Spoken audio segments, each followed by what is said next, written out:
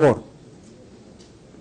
To be fair to our people and to be fair to everybody, this chair would like to humbly state for the record that the Supreme Court has no jurisdiction over the trial and decision that this Senate will make in this case.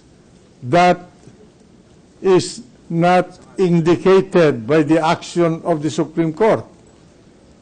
The Supreme Court is the guardian of the Constitution. They know that the sovereign people of this country repose to this Senate the sole power to try and decide this case. The Supreme Court cannot decide it.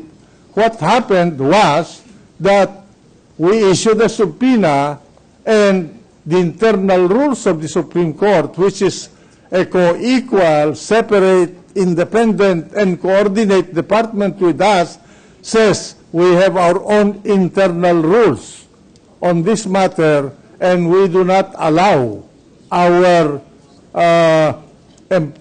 justices, judges, and employees to be subpoenaed by the impeachment court. That is another matter. It does not deprive us of jurisdiction to try and decide this case. In the same manner that, if you remember, when we had the problem with, when the Senate had a problem with Malacanang in connection with some investigation being conducted by this Senate in one of its committees, the palace invoked its executive privilege by preventing the members of the palace staff,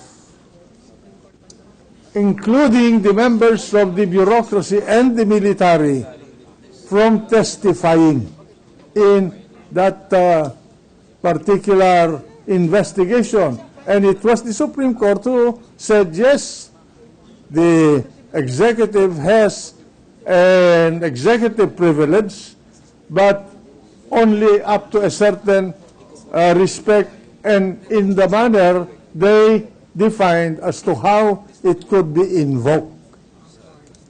And we continued with the hearing, exercising our own jurisdiction over the matter which was the subject matter of the committee hearing at the time. That is the same situation here, isn't it? No, they're not impeding us from continuing with the trial and decision on this case. We can decide this case even without those witnesses coming from the Supreme Court, based on the evidence we have at hand. The gentleman from Iloilo. Mr. President, considering the very sensitive nature of this issue, may I move that we discuss this in our next caucus rather than in open court, if that is in order? Well, it was started by a member. We know, Mr. President. Yeah. We do. What is the pleasure of the House? We can take it up, Mr. President, on Monday at 12 noon. All right. We will, the members of the court will not discuss this any further. We will hold it under advisement, and we will discuss it in the caucus on Monday. There is still one more question from a member of the court, Mr. President, Senator Loren Legarda. The gentle lady from Antique, Malabon, Manila, and the Republic of the Philippines. Senator Legarda. Panay and Laguna, Mr. Panay, Laguna, and the Philippines. and the Philippines. Thank you, Mr. President.